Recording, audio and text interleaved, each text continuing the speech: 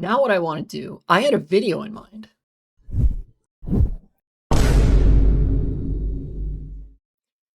Something I had open in the background. I saw a few minutes of it, but this is a guy that I've referred to before when I talked about revolutions, how revolutions happen, and why I believe that eventually revolution is inevitable, but it's not going to look probably how we all assume it looks. It's Atun-Shei Films, the Checkmate Lincolnites guy. Or rather, the guy that many people probably know for Checkmate Lincolnites.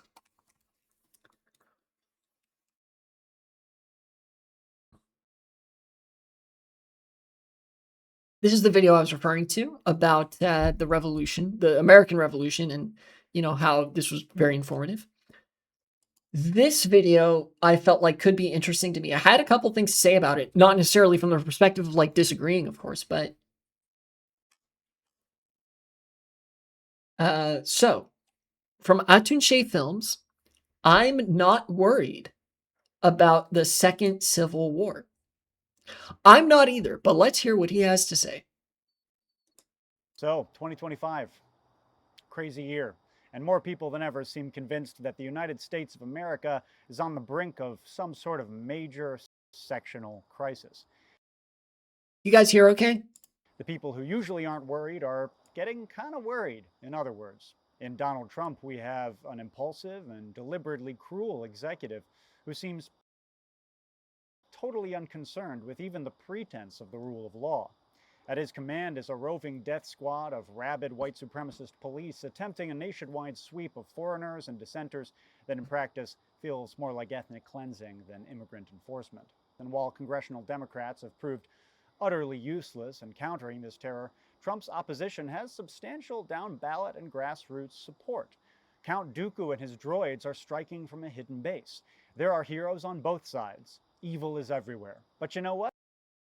I think that there's a little bit of elaboration warranted as nice and punchy as that intro is. The Democrats in Washington, for the most part, are controlled opposition. I've mentioned this before. They are controlled not by the Republicans, but by the interests that control both Democrats and the Republicans. Capital. The consultants, the business people, the billionaires that have social and financial connections to both parties, they allow the Republican Party to do more, to be more vocal, more aggressive, have a program, sort of, because the Republicans being on the right are more compatible with the interests of those businesses, billionaires, and economic oligarchs who are raping this country to death than a nominally left-wing party would, such as the Democrats. So the Democrats are not allowed to do anything, even resisting or meaningfully opposing the Republicans sometimes is out of bounds for the consultants and capital class. So those who want to do good are often hamstrung by the structure that they are a part of. And many times, as is the case with Schumer and Jeffries, and I'm sure many others in the Democratic Party, they are willing and complicit participants in this economic plunder. But there is a big divide between the party in DC and the party at the local level.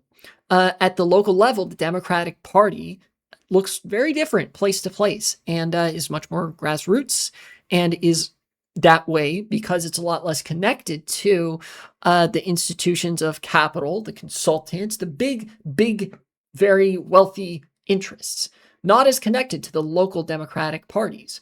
So they are like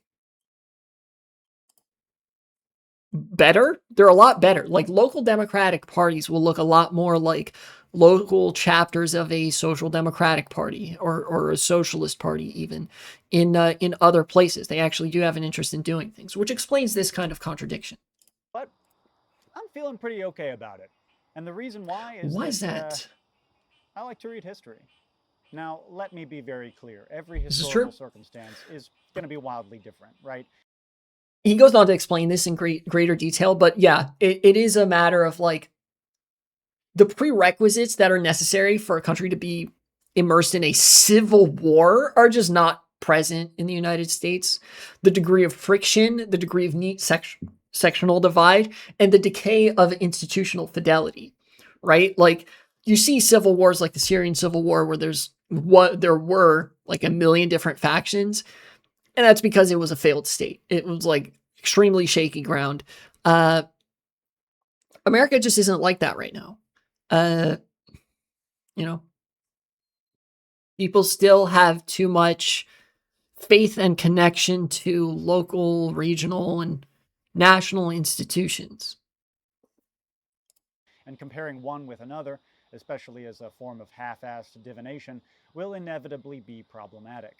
This is the sort of video that could easily age very badly, and I don't claim to have all the answers here. No, wait, actually, I retract that. Yes, I do. But I look at the divide of left versus right in this country, Many and such I don't cases. see civil war. I see something else. Hi. This is This is a bit for a movie he's making. I do think that, like, you know how the right wing a couple of years ago talked a lot about the national divorce. I think we are undergoing a version of that. In fact, I think we have been for some time, where the right wing has become, well, divorced from reality. People joking about like we fucking got basic critical thinking in the national divorce, right? Like, but I don't think that constitutes a very, very wide ideological gulf between the right and left. But I don't think it constitutes like grounds for a civil war. So there have been two big civil wars in America's history, and both started because of similar political mechanisms. The first one, commonly called the Revolution, I guess because the rebels won, was able to pick up steam because many of the people who led the uprising against the British Crown already had control of many of their regional power structures: town governments, militias, legislative bodies, etc., many of which only needed to be modified slightly to achieve revolutionary purposes. The Second Civil War, the one starring Stephen Lang, I love history. That was some mean bush. was even easier to get going. Because the sectarian divide occurred along state lines, the power structures necessary for the Southern planter class to organize armed resistance to the United States government was prepackaged like a racist frozen dinner. And the first thing to Yeah, the union, as in the United States, used to be a lot weaker at the federal level than it is right now. Um, as recently as the 1880s, um, it was an active and ongoing project to unify the states. You know, the United States actually back in the day was a little bit more like the EU, where it was a union of a bunch of different states, like an international alliance kind of thing. But there were some trappings of a national polity as well. The flag and the delegation. It was much more decentralized than a lot of countries in Europe were slash are. But in the 1880s, there was a lot of ideological currents in the like predominant strain of liberalism and social democracy, I guess, that was governing the U.S. post-Civil War. One of them being actually General Sherman, that said, oh, we want to take these United States and make them into the United States, because they were much more disjointed at the time. And yeah, as he says, like that enabled various different states to break off that much easier. They already had that much more of an independent identity outside of being American, you know? note is that as of It's right interesting now, stuff. as of recording in March 2026, we don't have anything even remotely comparable to that in our current moment of political strife. Now, I'm not saying it couldn't happen. One thing that Zoran Mamdani did recently that I thought was very shrewd was basically betraying his base on the issue of police brutality, cozying up to the NYPD and saying, I've had conversations with our brave and glorious police, and they've shown me the error of my summer of 2020 activist ways. Because the thing is, if Mayor Mamdani has any hope of seriously countering ICE terror in New York City, Exaggerated, an but army of thugs with guns that's answerable to him. If the and that is why he did it. founding fathers had said the legacy of the town militia system is problematic and they have no place within our coalition, then General Gage would have burned down Concord to the ground, and that would have been that. But as much as I would love to Pro see a gamer Dark move. Knight Rises style pitched battle between ICE and NYPD in the streets of Bushwick, I personally don't think that that's very likely. When we look at the provincials and the regulars in the Revolutionary War, the Union and the Confederates in the Civil War, these different sides that came to blows throughout history, we can very clearly see that their economic interests did not align. And this was particularly true in 1861. I mean, the North and the South during the early Republic didn't just have different interests. They had completely different systems, different mechanisms by which bosses and workers related to their labor and the commodities they produced. I spy with my little eye a historical materialist type shit. North was a fully industrial society led by capitalists and powered by wage labor. The South was a gigantic prison farm. Though part of the American Republic, I will maintain that the South was also very capitalist, but it was a slavocratic form of capitalism where there was a massive black proletariat that didn't get to engage with it.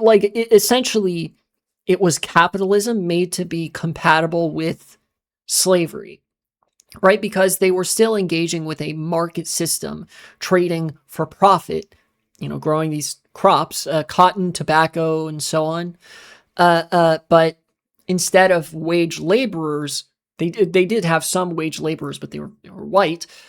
They had predominantly a workforce of slaves, which is ultimately the end goal of capitalism insofar as it relates to the relationship between capital and labor. Capital wants the most product at the least amount of pay and the most amount of work possible. And the least you can pay somebody is zero, without going into negative numbers. But yeah, zero. So it's sort of like they started at the end state of that particular relationship. But nonetheless, the economic divide between North and South was very, very visible. I think it speaks to the wide range of economic activity and structures that can exist even within a certain system. There are many different types of capitalism, just as there are many different types of feudalism. There are many different types of socialism, right? And the North was very industrial capitalist, much more in line with what would later develop into the social democracies, both in America and Europe, where production was very industrial. And the main axis of class conflict was the proletariat, the urban proletariat and the bourgeoisie, the owners and workers who had that sort of wage relationship. Whereas in the South, you still had these owners of land, of estates, of crops and product, right? Still the same relationship to production there. There was just all that much more of an amplitude. It was amplified in the negative that much more for the proletariat, which would be the slaves. They weren't paid a wage, but fundamentally, they were defined by their labor as a class. it was effectively still organized like an early modern. In fact, I think proof of this is that slaves were treated as assets of labor. If you ever see in movies, and it can be sort of true to life in doing this. I've read about this in some of my history classes. There's ample documentation to support this. Like a slave auction where they sort of inspect somebody being sold into bondage, and then, they look at the teeth. They're like, okay, what kind of state is this individual in, such that when I buy them, they can work and produce profit for me. It's a mode of investment, labor as an investment, labor power as a commodity, right? They're buying all of that commodity up front and skipping the step of paying a wage. The capital simply is transferred from one owner to another, right? Does that make sense? So in essence, it's like you turned the proletariat into capital more so than they already were, because obviously business back in the day, before all this financialization shit, businesses invested in labor. Cash crop colony. and most of the North was a fully industrial society led by capitalists and powered by wage labor. But I'm sure Atun-Shei could tell me I'm wrong or like butchering the issue, which is fine. He's a historian and I'm not. I've read some history and stuff, but I am an anthropologist. The South was a or gigantic rather, archaeologist. prison farm. Though part of the American Republic, it was effectively still organized like an early modern cash crop colony, and most of the value that it produced went overseas to Great Britain. This is why you started to see tariffs become really appealing to Northern industrialists to encourage the South to contribute more to domestic Donald Trump mentioned? I'm sorry. Manufacturing.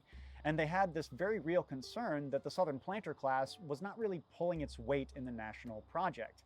That's not to say that the Northern textile industry wasn't deeply complicit in slavery. This I found interesting. This was actually what made me want to watch this video on stream, which is that, the Northern industrial capitalists were like, felt that the Southern slavocratic planter capitalists were not pulling their weight for the national project. It was very interesting to me because I think that actually constitutes an early version of capital being international, right?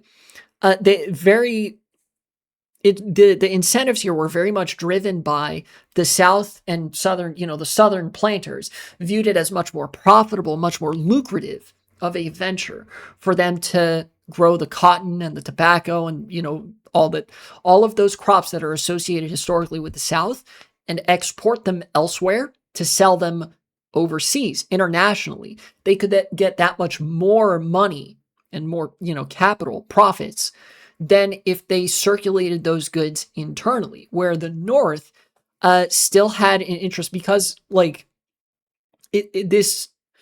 North almost seems like a more non-internationalized form of capitalism, where it's still interested in investing and reinvesting that capital into the development of the domestic region, right? Those two things actually kind of fused eventually to form the colonialism that we saw in the 20th century, where they would engage in international trade and outsource production and whatever to extract profit from elsewhere in the world, and then would invest that profit and those resources nominally domestically for development there, right? You sort of have the two different sides of that. You have the two halves of that competing in antebellum America. You have the capitalists who are interested in selling things and doing business abroad to get larger profits. And you have the capitalists that are interested in development domestically as a matter of interest in the national project. Both are fundamentally imperialist, but they are, I don't know, it's just constituted an interesting historical pre-convergence. It's a set of incentives that I almost didn't know had existed separately in a pre-converged, like diverged kind of form. Slavery, they absolutely were. It's just that the planter class, was pretty fat and happy with the current arrangement of 3/4 of their cotton going to Liverpool, and had little to no incentive to change that up. So this contributed to why the UK was so good was such a presence economically in the textile manufacturing industry, and also has to do with what was I gonna say?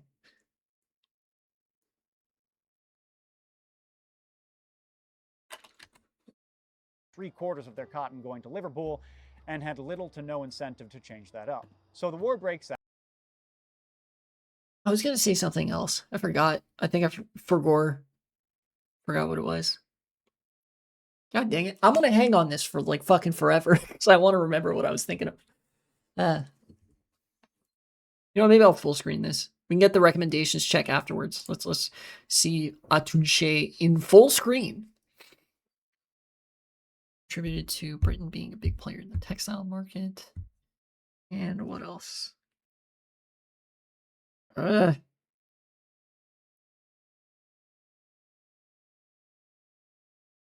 going to rewind one more time. I'm sorry if this gets a little bit insufferable. It's just that the planter class, was pretty fat and happy with the current arrangement of 3/4 of their cotton. Hold on. that the Southern planter class was not really pulling its weight in the national project. That's not to say that the Northern textile industry wasn't deeply complicit in slavery. They absolutely were. It's just that the planter class, was pretty fat and happy with the current arrangement of 3/4 of their cotton going to Liverpool and had little to no incentive to change that up. Going to Liverpool. Oh, I don't think this is what I was, oh, yeah. Okay, I remember now. This isn't what the first thing isn't what I was going to mention, but it was interesting to learn that was just how much of the cotton and cash crops that the South exported. I didn't know prior to this that they exported that much of their cotton for international use. The other thing was, I think this actually contributed to the early political aspiration in the South in the Civil War, that Britain would join them in the fight against the U.S. The South, like, they actually kind of planned on, and they attempted to pull support from Britain along economic lines. They viewed themselves as so economically indispensable to the cotton trade that, like, oh yeah, we can appeal to Britain for help along economic lines, basically. And because they benefit so much from our economic product, they will assist us militarily in say, blocking the Union.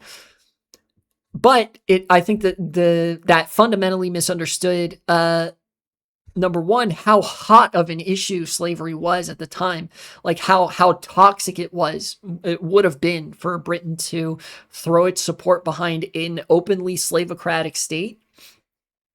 But then also the sort of relationship that the Union had with other countries as well. The Union was very interested in domestic production, but that's not to say that American products from the North didn't get exported or traded abroad either, But it was an interesting thing that happened, that the South was very much like, oh yeah, that, they knew that their cotton was important. They may have overestimated how important it was to the rest of the world, or overestimated the willingness of other countries to sort of overlook slavery for that. But it was a thing that happened. They did try to get Britain to go to war with America again. So the war breaks out, the Union wins, and Northern capital invests heavily in Southern industry. The South starts to urbanize. Birmingham becomes a big coal mining town. Atlanta becomes a big textile manufacturing town. The Southern economy diversifies, and cotton, the bedrock of antebellum slave society, becomes just one link in the chain. And in part by incorporating the South into their extractive economy, it only takes a few decades for the United States to surpass Britain as the world's foremost industrial powerhouse. And we have nothing. It is kind of crazy how fast that was, but the United States is fucking huge. The entire UK, like, the UK needed a global empire to support its industrialization. Cotton and textiles from Egypt and India. The United States could do all of that domestically, like, just in the South. Like, in terms of land area, Egypt is about the size of what, Texas? Maybe? And the UK is the size of Mississippi. Obviously, India is fucking enormous, but it's not hospitable it's not very hospitable everywhere in India for the growth of cotton. There's only a few places. But, meanwhile, basically the whole South, outside of the mountain ranges, is good and fertile ground for the growth of cotton and tobacco. The United States was, like, pretty uniquely positioned to be a global supplier of those things. Comparable to that situation. And also, this is one of the examples. I mentioned that, like, capitalism was capable of actually doing things to meet human need all over the world. It was actually capable of bringing benefit. Incredibly pernicious conditions of work aside, this would be one of them. Diversifying economies, but before financialization, when there was still a necessity to adhere to economic circumstances at a domestic and local level, one of the things that capitalism did do that made the world economically complex in a more comprehensively beneficial way is diversify various economies that were dependent on a single product.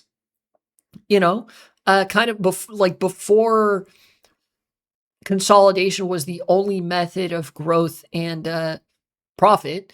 It was also good business, back when profit relied on good business, to make sure that there were contingencies in place, that a city could survive if any one product was like subject to a bad production cycle or a bad season or something like that. And of course, this is not me arguing that we should go back to that, right? Because again, the overly strenuous conditions of work, it would like very much so. It like people were exploited almost more so than the land was, with the exception maybe being the Dust Bowl and the Depression of the 30s, where the entire United States began to physically reflect the economic sickness that the world was facing because of over-farming, over-exploitation of the land. To say nothing of the massive unemployment and, spike in poverty-related deaths. Leftist meme, I find economics interesting. Situation today. If the Democrats wanted to overthrow Trump, they could not simply call on state militias or militarize some police departments. Because, quite frankly, whether it's ICE or NYPD, different branches of the military, virtually any other viable armed power structure in America today, all these guys serve to protect one economic paradigm. A lot has changed over the last... Hey, that's what I said earlier. I haven't watched this far. We're in uncharted territory now. But yeah, that's what I said earlier, that Democrats and Republicans both are part of the same economic structure and in-group.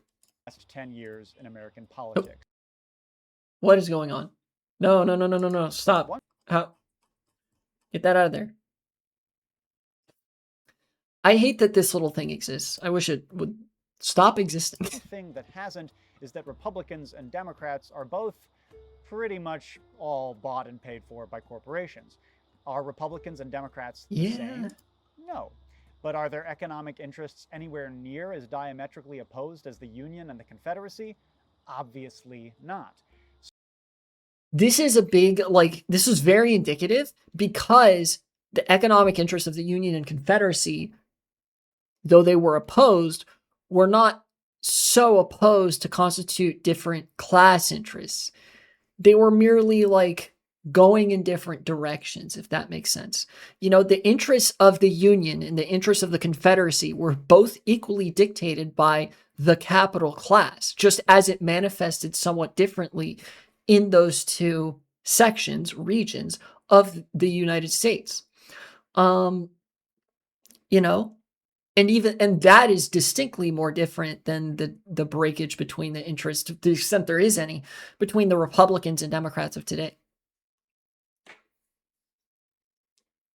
So why would they fight, right? I mean, who would benefit economically from that war? Who would fund that war? Plus, when you get right down to it, I don't think the most important political fissure in America today is right versus left. I think it's top versus bottom. There are all sorts. Yes and no. Well, obviously this is a more perennial fissure that has persisted throughout all time. Karl Marx pilled again. Thank you.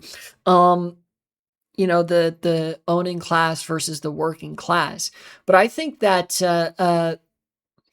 you do, in dealing with that, you do also have to deal with the divide between right and left, particularly because the entire reason that the right exists is to justify the interests of the top, and the interests of the left are to represent the interests of the bottom. Effectively, the left and right, respectively, are the ideological representatives of the interests of the working class and the interests of the owning class.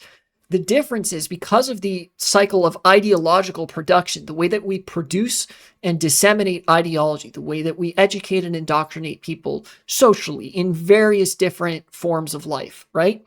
leads to people having beliefs that directly contradict their own economic interests, right? There's a breakage between economic interest and ideological interest, even though ideological interest represents a class interest. Does that make sense? You have some millionaires in New York City that are saying, for the love of fuck, yes, please tax me more. Please do Keynesianism. Based Comrade Mamdani, please institute the glorious socialist Keynesian Republic of New York, right?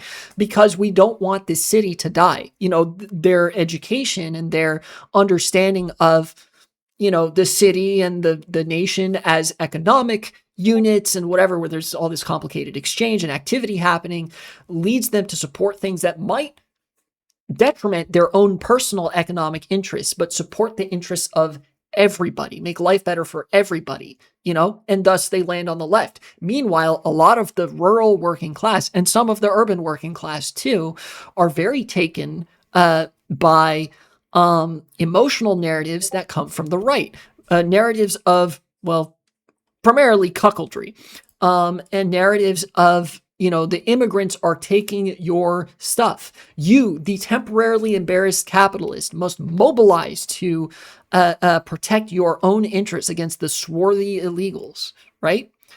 That's just one version of the many, many different kinds of narrative that you would hear on Fox News or One America, any one of those networks and outlets of media. So you do have a lot of class overlap supporting the interests of the owning class. You have a lot of class overlap supporting the interests of the working class. In fact, both the interests of the owning class and the working class, represented by the right and the left, will be advocated for by the working class because there's so few of the owning class.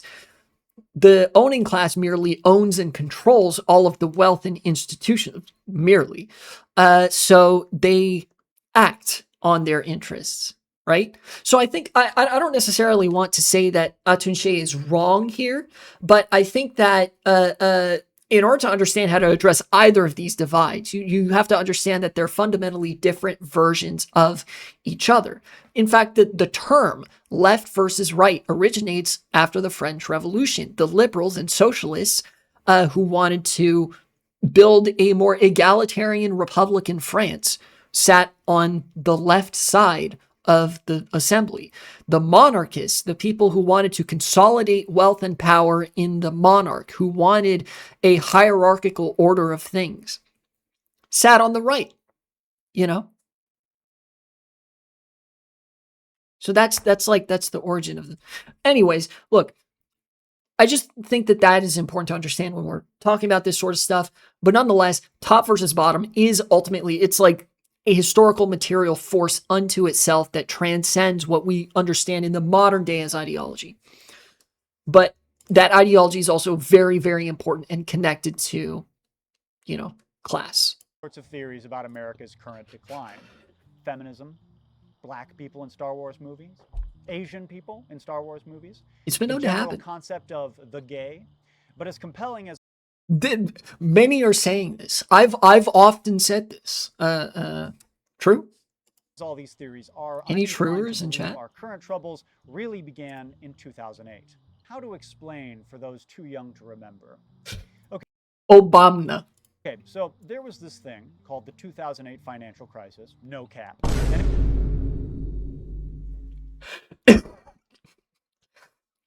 I'm going to redact it myself. Thank you.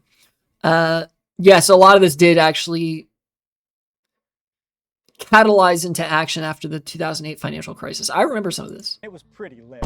Wall Street was giving unaccountability. It was giving the hubris of unchecked power. And chat, they encouraged unprecedented subprime lending to line their skibbity pockets that sent the global economy high-key crashing out.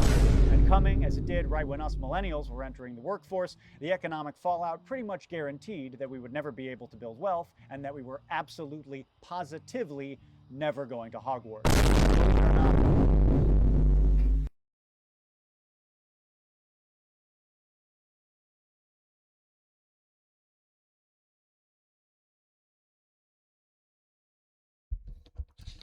Never cook again.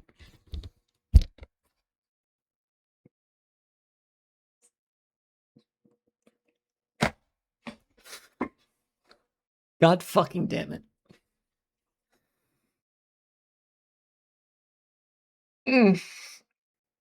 I was not lying when I said I hadn't watched this before. Fuck. The Wall Street investors who were directly responsible for this catastrophe were not prosecuted to the fullest extent of the law. Instead, the US government awarded them with $400 billion of our money. This made a lot of people very angry and was. This is true. This was the origin of quantitative easing, where you print free money and give it to the banks. I think this was also about the time that fractional reserve banking became a thing, where it's another way of giving the banks free money. The government was just like, yeah, you can create your own money. Essentially, I think I've explained this before, but if the government is like, we will give you this contract worth this much money, and they haven't printed that money, congratulations. They have invented that money out of thin air. They can create billions of dollars just for the purpose of contracting it out to private institutions and stuff like that. Widely regarded as a bad move. Pretty much immediately, we started to see populist rumblings in our politics. There's widespread cynicism, failing trust in institutions. On the right, the Tea Party emerged, and on the left, Occupy Wall Street. By 2016, these factions had solidified into two viable anti-establishment presidential campaigns, of course, led by Donald Trump and Bernie Sanders. So Sanders gets on TV and tells everybody that unchecked capitalism is this big problem, that billionaires are sucking us dry, and that the working class needs to utilize, the one viable weapon of class warfare that we have, regulatory agencies within the government, to relieve the economic pressure that we're all under. Then this is a basic, like a pretty basic social democratic platform that the liberal state, and very in keeping actually with the Enlightenment philosophers, not the least of whom Adam Smith, who believe that the job of the liberal state is effectively to act as an avatar of the interests of the working class, sort of to rival the power of much larger businesses and owners of capital. Where in effect, this kind of clashed with earlier liberal theory and the sort of construction of the liberal state, which is as a contract mediator between the two groups, which means over time it will gradually just be captured by the more powerful of the two. That is the private interest, the top, right?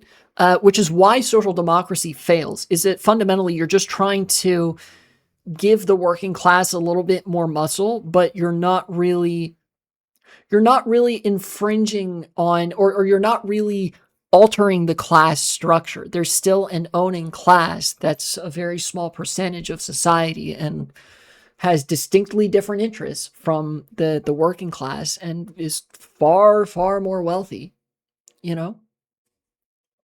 Trump gets on Even the most robust social democracies have, failed in this mission. TV and tells us that the reason that we're poor, the reason that we're struggling, is not primarily these grand global political and economic forces, but rather deeply interpersonal cultural relations. You're not just poor because corporations moved your job to China, but because your gay daughter doesn't talk to you anymore, because of the diversity initiative at your office. The one about the gay daughter not talking to you anymore is the biggest sticking point. Unironically, mass psychology of fascism moment. A lot of reactionism, in fact, all reactionism fundamentally is grounded in psychosexual insecurity and wanting to sexually control the women and the children, right? So, like, the pathological feelings that are stirred up by your child acting in a way that is so far beyond the pale out of your control for a reactionary individual is like a politically apocalyptic scenario, Like, legitimately, this, like, the motivation of like, oh, my liberal kids don't talk to me anymore is so much stronger of a motivation than the motivation of wanting immigrants gone, wanting to make this country white again, than the motivation of like any one of a million policies that the MAGA base will profess support for. The hope is that by instilling suffering into the lives of the liberals that they dislike, they will bring their kids home to them, back into their control, right? Because they're incapable of viewing their kids as agents unto themselves, as actual people. They view them as vicarious extensions of themselves, right? So they don't view it as my kid is their own person. Obviously, they're going to be different from me. No, what they view it as is these groups took my child from me, the same way that somebody would steal your wallet, you know? So what they're attempting to do is basically act out a revenge, like, cuckold fantasy where they have been cucked out of control of their wife and kids, or usually just their kids, and they're trying to destroy all of the social forces and institutions that they view as responsible for that to bring their kids home so that they can continue repressing them and make their lives miserable. Yeah.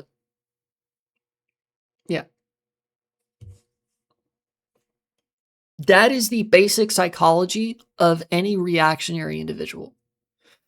This applies basically everywhere in the world. Because of plant-based meat at your grocery store, because of fucking Star Wars movies. And of course, this is not new. The right wing has been using the culture. And you'll notice all of these are associated with social liberalism. Oh, the lab-grown meat or the fake meat. I don't know, liberals or vegans, right? Liberals took my kids from me. The new Star Wars movies are woke. Woke took my kid from me. My daughter is gay now. I have to bring her back home. And that means I hate Disney for putting woke in Star Wars. I hate Whole Foods for selling the fake meat. I hate, DEI for hiring gay people and putting in my child's brain that it's okay to be gay or something. All of these things connect to a central social villain, a sort of, they're sort of shadow boxing with what they perceive is the singular villain that has taken their child from them, again, in a proprietary sense, because they don't view their kids as human. They don't view children as human in general. You can ask any conservative about this. War is a tactic to capture the working class for decades. Most of Trump's rhetoric are just reheated talking points that Republicans have been using since the 70s.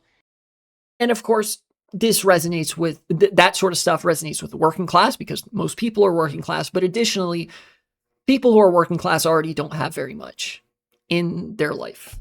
One of the few things they might have is their kids as a presence. And so, they're liable to get that much more upset. Particularly rich Republicans. And of course, despite his revolutionary bluster and, general chaotic energy, Trump's policies have pretty consistently aligned with the interests of his class. Slash regulations, promote big business, funnel money away from workers, and thwart bosses. Trump is, to state what should be painfully obvious, a fake populist. But again, many Republicans have been. What's different about MAGA is that it comes at a point of crisis, of system failure downstream of the 2008 crash. Hey, I talked about this when we were talking. I talked about this when we were talking about like universal suffrage and how I genuinely think that MAGA should not have the right to vote until they can fucking pass a citizenship test and prove that they have some degree of sociological imagination, right?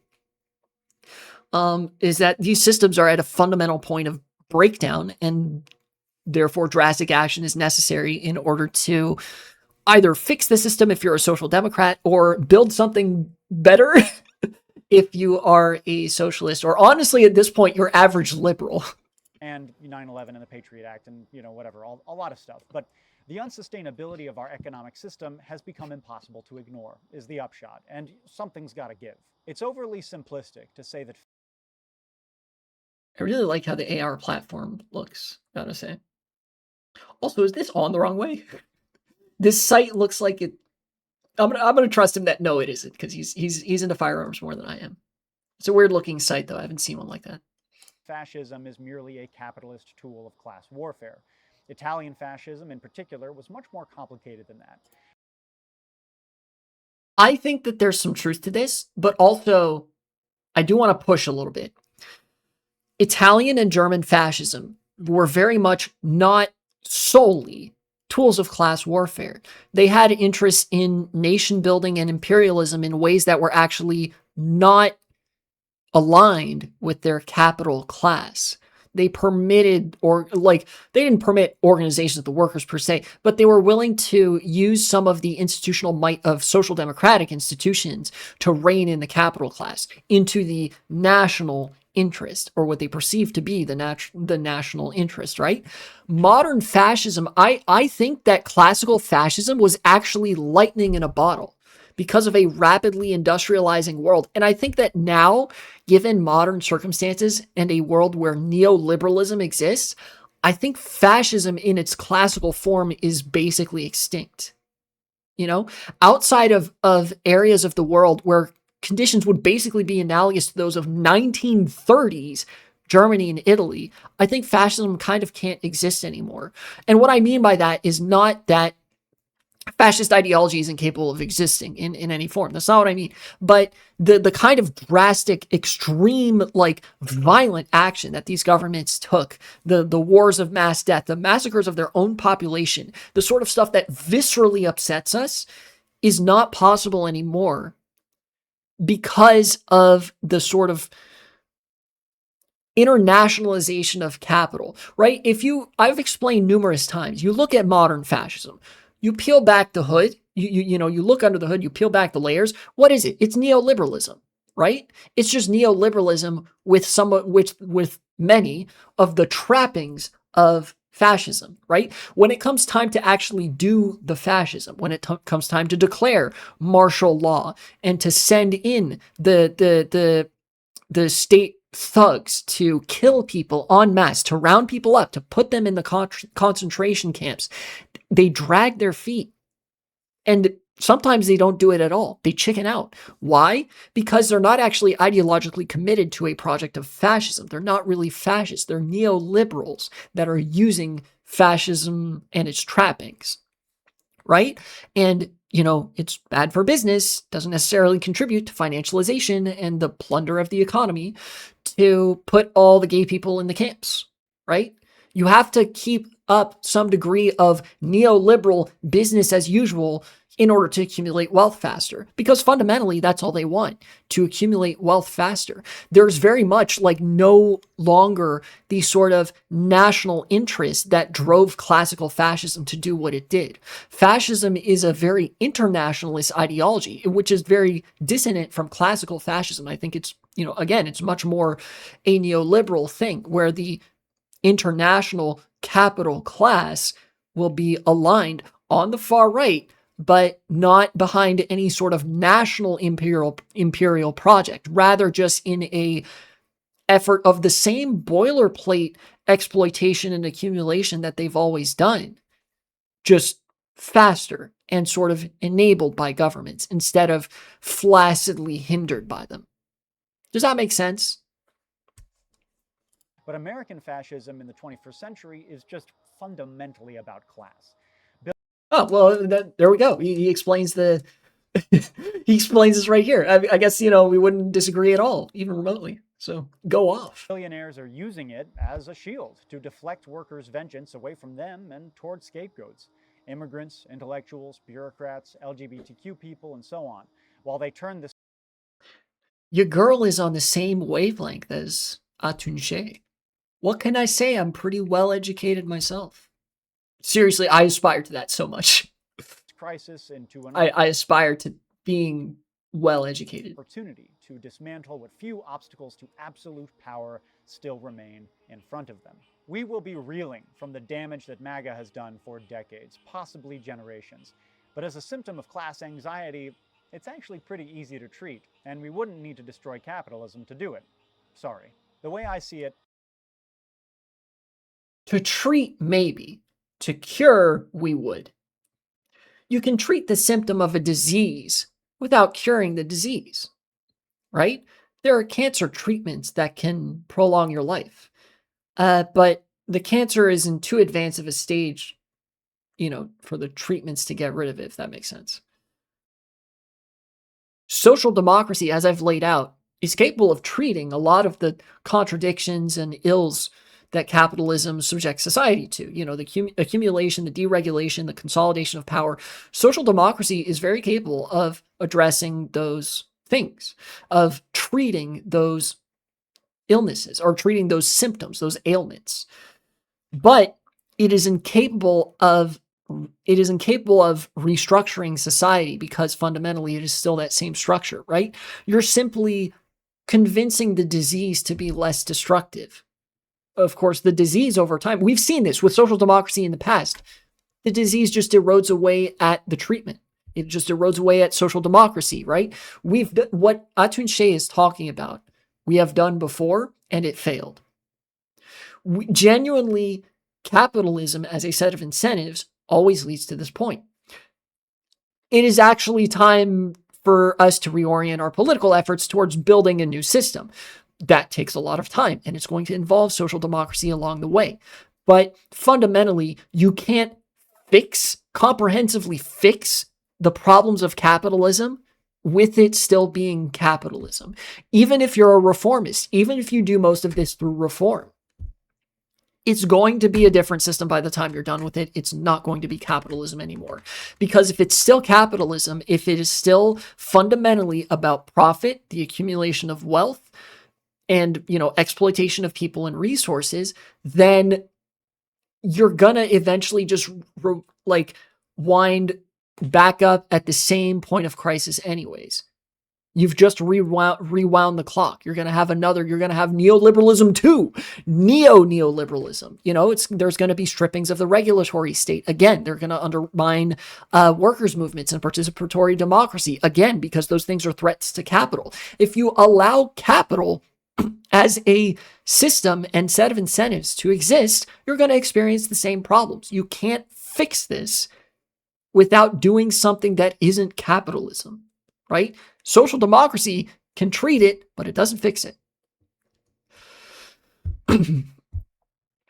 Clock shotgun and activates remote C4 controller. Looks like my anarchist skills are needed. No Fed posting, but some version of that is going to happen. Instead of a shotgun, it's going to be like a pen and paper and a calendar reminder to, I don't know, for community to come to the local food distribution. I don't know. I've explained before that this is a very, very long process that will take place over several lifetimes, most likely. The most we'll get in my and Atun-Shei's lifetimes is probably social democracy.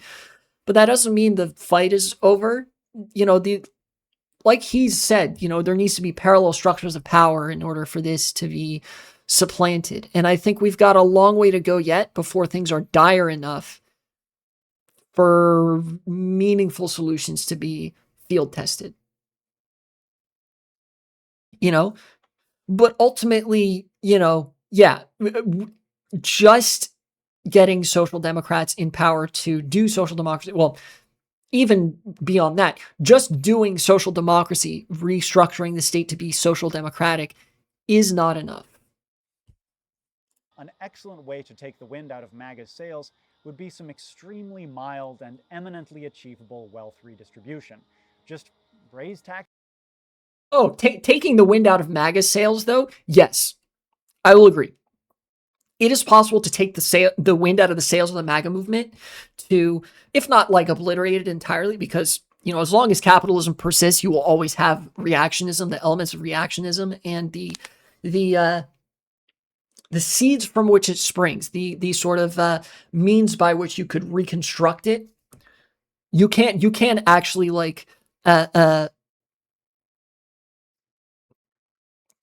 take the wind out of its sails to a very significant degree. PMAG, dirty scum. What? Taxes on the rich a bit. I say something? What'd I say? Did I say something horny? In that case, good. And put that money to public programs that will make people's lives better. Here's the thing, though, that failed with the New Deal coalition. The New Deal coalition fell apart because all reactionary politicians had to do was convince people that Black people also benefited from those programs. Again, we had this and it failed. Oh, using a PMAG on his AR-15. Okay. And probably the straightest line to making that happen is to hijack the Democratic Party from the left and it is aesthetically consistent, but I don't know much about guns. This might not be a very good magazine for that. get people in office who aren't bought and paid for by corporations. And I know that office who aren't Democratic Party from the left, and probably the straightest line to making that happen is to hijack the Democratic Party from the left and get people in office who aren't bought and paid for by corporations. And I know that this is going to be old news to many of you, but I mean, fundamentally I agree, but like you should be engaging in electoralism to get the right Democrats elected, but you can't just stop with that because again, over time they get eroded. Look what's happened to AOC and Bernie Sanders, right? They've been co-opted to a degree into the institution. They're still vulnerable to that. We have to address the underlying forces that make that happen. I promise there are still a lot of people out there who need to hear this. Well, I feel good. I'm glad that this video just solved all of America's problems.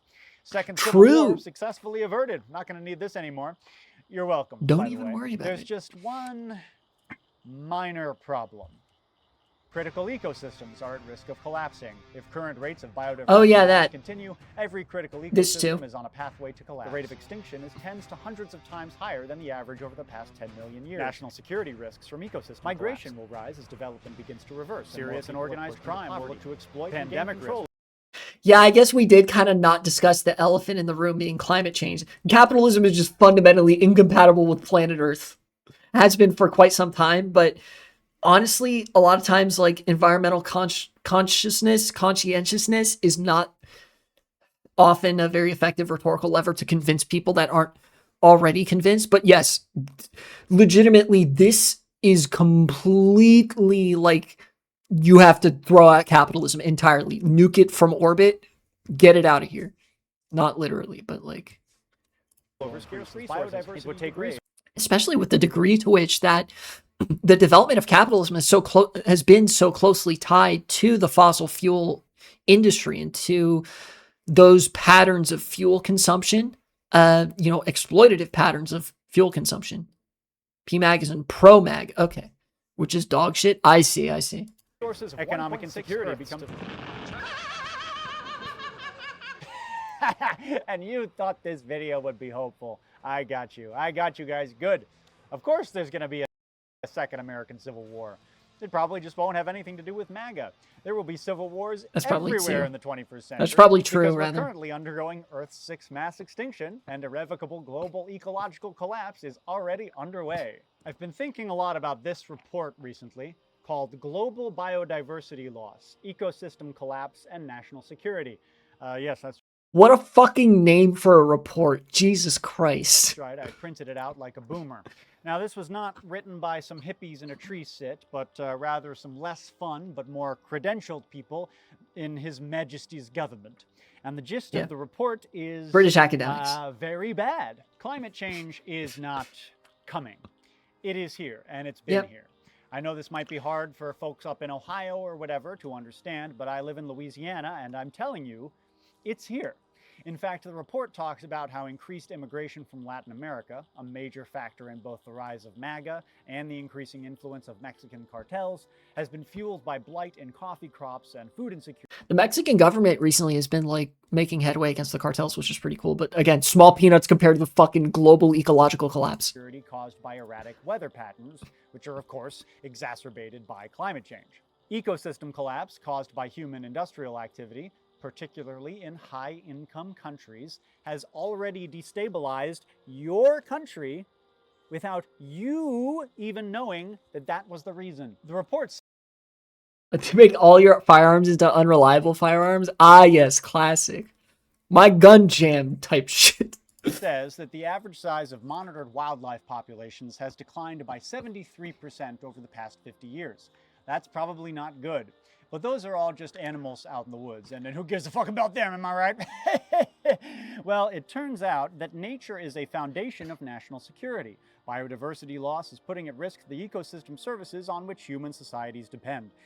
Einstein was right. Everything has to be fucking national security with governments and shit. I hate the state. That rhymed, bars. I fucking hate Nation states. I including hate them water, so much. food, clean air, and critical resources.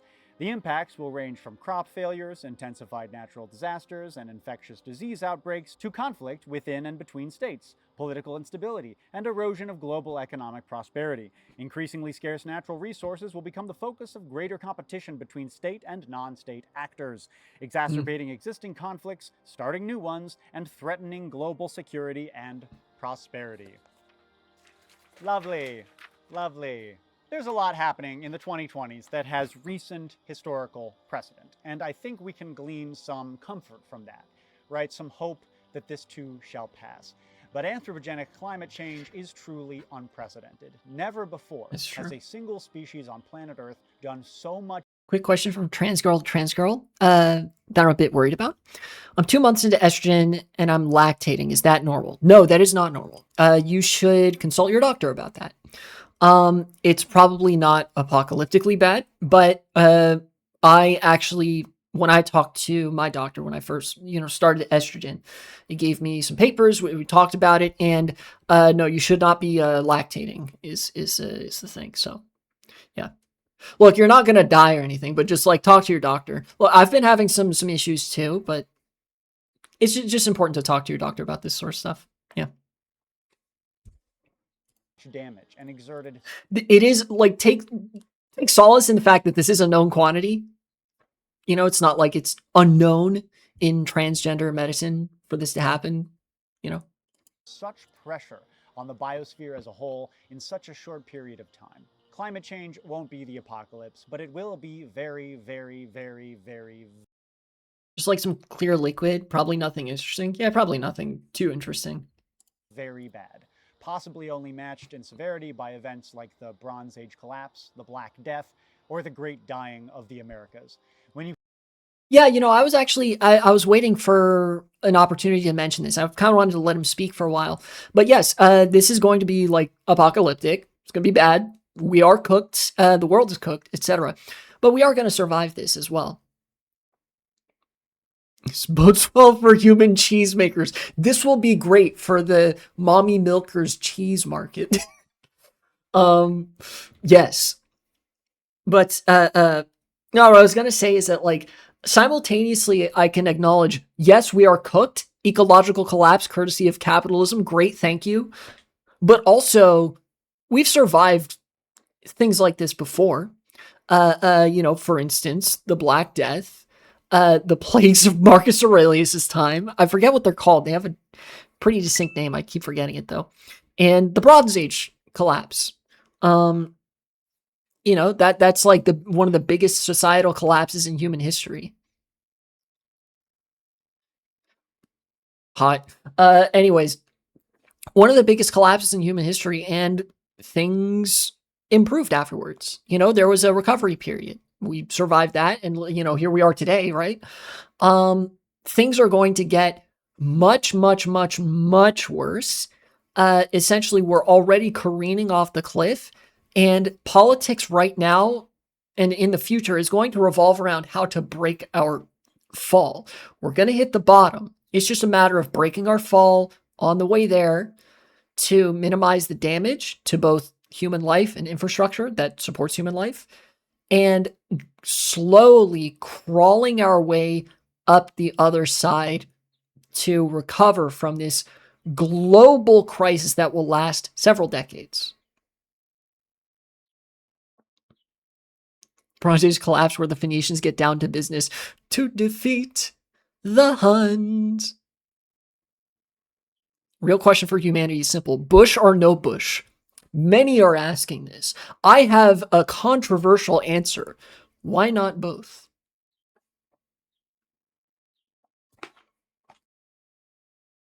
Consider the impacts on non-human life. Put that one in the philosophical history books. Event of systematic mass murder in world history. And apart from a small cadre of scientists and activists, nobody's really talking about it or seriously preparing to deal with it. Yeah, that's really concerning. Essentially, I think that if we are going to deal with this, it has to be like there's just sort of a common mutual understanding on the left that you have to deal with climate change. And whatever candidate gets elected doesn't necessarily run on that because that doesn't make for good campaigning material for some fuck ass reason. But then when they get in office, like when these candidates get in office, they're like, okay, so obviously we're including these environmental initiatives and so forth, right? And that's like part of the political program that isn't as much advertised. Sorry, what else was I going I to say? suspect this is in world history. And apart from a small cadre of scientists and Oh yeah, what I wanted to mention is as a result of the scale of this collapse and the sort of circumstances it's going to bring the world to, this is going to bring the world to its knees. It's going to make the Great Depression look like a blip, like fucking Tuesday. I think fascism may be poised to make a comeback. Real fascism, classical fascism, with the kind of pogroms and subservience, complete subservience to the state that was characteristic of Italy and Germany in the 1930s and 40s. That is potentially poised to make a comeback during this collapse.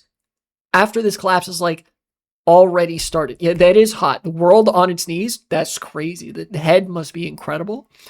Ecofascism will probably surface as a major ideology. But right now we're still in the sort of periphery of the comfort of neoliberalism in the 80s and 90s for the imperial core. So the fascism we get now is sort of a pale imitation. It's neoliberalism with the trappings of fascism. In the future, in this scenario, the ecological collapse, we will get real fascism and probably real socialism too. Whereas right now, everything's sort of tempered. activists, nobody's Bush cut onto one of them succubus pattern tattoos. That's hot. It's actually really cool. You know, a lot of people get these like artisanal beard cuts. I wonder how you would have to do that for like artisanal bush cut. really talking about it or seriously preparing to deal with it. And I suspect this is because the solutions are completely unpalatable to almost everybody. There's a narrative on the left that climate change is caused by the rich and inflicted on the poor, and that's true. But what people often leave out is that when it comes to climate justice in a global sense, even the poorest American is petit bourgeois. All of us here. That's kind of true. That's what I was saying earlier, where the working class and the imperial core has benefited from capitalism. I don't necessarily think this applies as much anymore, particularly because capitalism is turning inwards on itself to cannibalize its own country, you know? Kind of like how the middle classes of Germany and Italy were not petit bourgeois, not uniformly. Many of them were small business owners, but many of them were proletariat, the employees of the businesses, you know, the low-level managers, the people who depended on a salary, who did not have an ownership role or relationship to production. They were not bourgeois. They were proletariat. They were merely middle class and culturally identified with the bourgeois. I think he's kind of well, I hesitate to say misidentifying it. These are probably two like roughly equally valid perspectives on a Marxist class analysis, but what I think he's identifying as petit bourgeois, I would identify rather as proletarian, but culturally identifying in a reactionary manner with the bourgeoisie in an aspirational manner, right?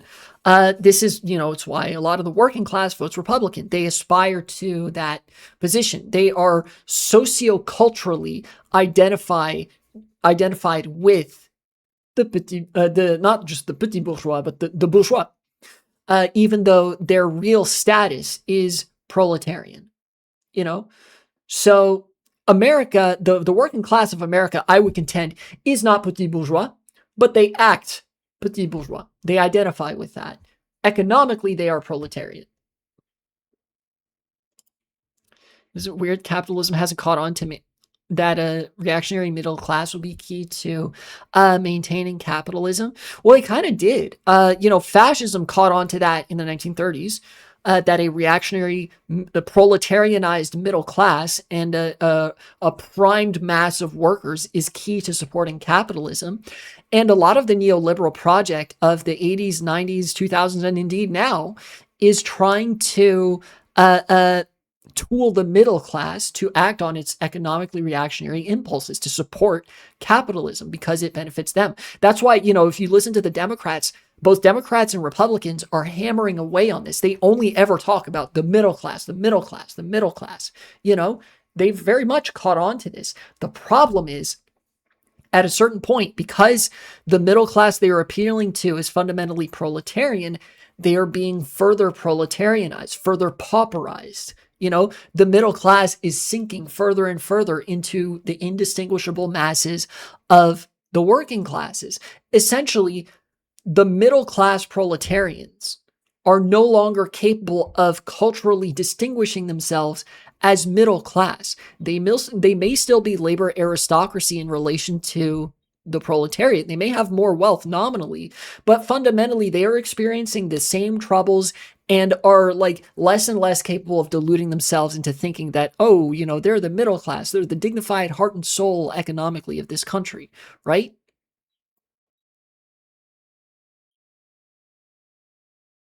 I would not show the T for T kissing on camera. I'd get banned from Twitch, but that would be hot.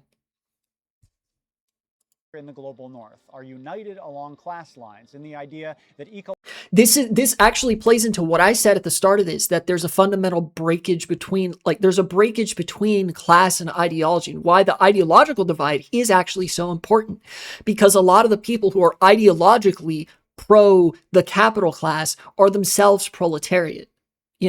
Ideology has been manufactured and placed to surround them and sort of beamed into their brain by way of Twitter, by way of Fox News, by way of all of these different mediums, such that the working class now in a large part perceives itself as temporarily embarrassed millionaires. So I think I do actually disagree with the material core of this analysis. I think it misses the role of ideology as a material force in all of this that can, sort of manifest the interests of these classes, but doesn't do so purely along class lines. If the interests of the classes were represented along class lines, we would have a socialist world right now. There are just not enough capitalists to maintain the world order if motivations, if political aspirations are divided that way, but they're not, right? There are, as I mentioned earlier, there are millionaires who share interests with the working class and are open to that effect. There are many of the working class who support the interests of the ruling class and the owning class to their own detriment because of ideology. Logical collapse is totally worth it as long as we get to drive our Ford F-250s and eat our chicken nuggies and get our 2-day shipping. I do want to keep eating the chicken nuggies, but yeah. And I think fundamentally, he kind of misses that, yes, that's actually a really important part of it as well, the Treatlerite tendencies of Americans. But I think you have to also mention, in mentioning the reactionary motivations of the working class and middle class, the part about their gay daughter not talking to them anymore, like he mentioned earlier. That's at the core of it. They would even give up the Ford 250 if it meant seeing liberals suffer. And we know this from the collapse of the New Deal coalition. People had a lot less to lose in the 1960s, in the 1950s, in the 1940s. They still forsook the New Deal just because it would harm minorities as well. Centers and disband the military tomorrow, and you would still be left with the undeniable fact that the entire foundation of our way of life is predicated on unsustainable ecocide and rampant ongoing imperialism. The tyranny of the automobile. Anarcho-environmentalists detected. Based alert. And of the type shit must end. Animal and of the ongoing imperialism. The tyranny of the automobile and of the airplane must end. Thank you. Finally, somebody says it. Fuck automobiles. Fuck pickup trucks. Fuck, except for the tiny little Japanese pickup trucks. Those ones are cute. Hee hee. Fuck cars. I hate them. Thank you. Oh my god, I'm so fucking happy to learn that I'm not the only person thinking of this. Jesus Christ. Car infrastructure. Like, you could remove car infrastructure and this country would not be even half as dead as it is right now. Holy shit. Dude, I feel like I've been going insane for like 3 years. Finally. Finally. Oh my god. I know that like people have been warming up to the like to more anti-automobile, anti-car talking points and stuff like that. But holy shit, liberals, you were so insufferable when I was first learning about urbanism and saying like, well, how are you going to get from point A to point B? I don't know, fucking use your legs? Thank you. Yes. The tyranny of the automobile must end. The automobile, unironically, is a massive tool of the reactionary to make you hate your fellow man. And the airplane is just like extremely fuel inefficient. Sorry. Take the train. Or take a boat. I don't know. I guess in some edge cases, you could justify the existence of airplanes for international travel, but fundamentally, like, international travel is a big enough affair. You're crossing several time zones. Fucking take a boat. This guy literally has, like, my politics. That's fucking insane, dude. And commercial fishing must end, and of period. The tyranny of the automobile and of the airplane must end. Animal agriculture and commercial fishing must end. Yes. Completely. No fucking half measures. Thank you. Consumerism must end. Thank you. We can do it. We have scalable technologies today that can transport, feed, and supply 7, 8, 9 billion of us equitably without. He's spitting. Give me the fucking artificially grown meat. Give me the fucking lab-grown fish that's just as delicious as the regular one, but you don't have to fucking cast a line in the ocean and kill a real fish and really damage the real ecology in order to do it. Give me that shit. Beam it into my tummy. Stop killing animals, please, for the love of fuck. Out trashing the planet. From sexy technologies like precision fermentation, which is basically growing food from microbes in a brewery tank. I had precision fermented egg whites last week. Really? Wow, I didn't know that it was like that accessible already. That's sick. Identical to the stuff that comes out of a chicken's ass and have better macros too, to technologies that have been around for a minute, like, I don't know, fucking trains. He's different. He's nice with it. He's sick. It wouldn't be easy. It would require a complete transformation of just about every facet of our daily lives.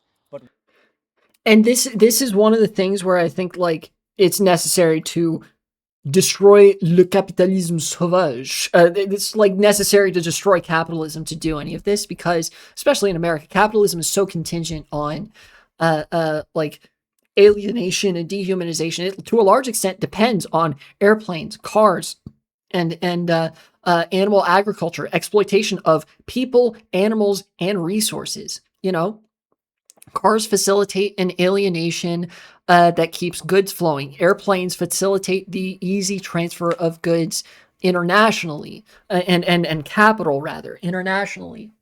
You know, animal agriculture facilitates the narrative of scarcity. A lot of these technologies that he's talking about, that some of which we've like really had for a while, are antithetical to scarcity. They are anti-scarcity technologies, which capitalism cannot survive. Why do you LARP as Québécois? I don't LARP as Québécois. Those people are insane.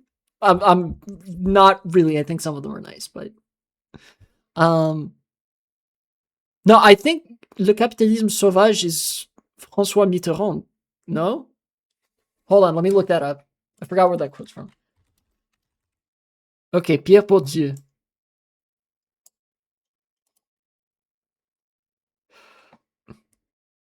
Yeah, this guy. Directeur Centre de Sociologie Européenne. Wasn't he the president of France? Autre information, nationalité, non, activité. Oh, okay. Philosophe, sociologue, chercheur. All right. I guess he wasn't president. Thinking of somebody else. But yes, the Capitalisme Sauvage is that's from this guy who is French, not Quebec French. We can do it. We could have done it in the late 20th century. Also, there to the extent that I use Quebecois French sometimes, it's because sometimes those words make more sense to me than some of the French words. But there are just as many times when I use words from the European continent that the Québécois don't. For example, the Québécois would say 80, 90, 70, etc. Whereas I think it's the Belgian and Swiss, the Belgians and Swiss that say 80, 90, 70. I've heard some French people say that too. We just lack the will. Oh boy. That's true. Well, I can't wait to spend my retirement years as a climate refugee cleaning toilets in Ottawa. That's going to be so much fun, and I hope to see you there. Oh, and will the last one to leave America please turn out the lights? How do you turn out these lights? There we go. What a good light. What a good video. I make fun of any Amerikaner. W national epithet, by the way, that speaks French by calling them Quebecois LARPer. Ah, I see. Well, some of my family is francophone. You know, I just didn't necessarily learn it as much as I would have liked to growing up. What a good video. What a good video. Genuinely, like, this guy is one of the most informative YouTube channels out there. I've learned a lot about the American Civil War from this guy's channel. Even though he would probably look at it as cringe lib shit, there's a lot of good information there. And fundamentally, I think his mode of analysis for those videos are the same as what he applies here. It's good. It's good stuff. But anyways, yes, we are fucked, but also it is so Jover. Eventually, though, guaranteed, we will be so Barack. I might not live to see it, but, you know, our descendants will be more Barack than you have literally ever seen. It'll be legendary. The T4T will be incredible. There will be transes everywhere. Bisexuals everywhere. Glorious land of Bush. The two genders will be Bush and no Bush. And we will have total gender parity and equality among the genders and so forth. But in the interim, we are fucked, in parentheses, not the hot version, but also the hot version if you feel like it. Yeah, things are going to get bad, but then they're going to be less bad. This has been quality leftist analysis. I'm going to end stream now. Oh yeah, and the segment too, if that becomes a segment. That'd be good material. Thank you so much for watching. Make sure to like, comment, subscribe, even donate to support the channel. It would really mean a lot to me.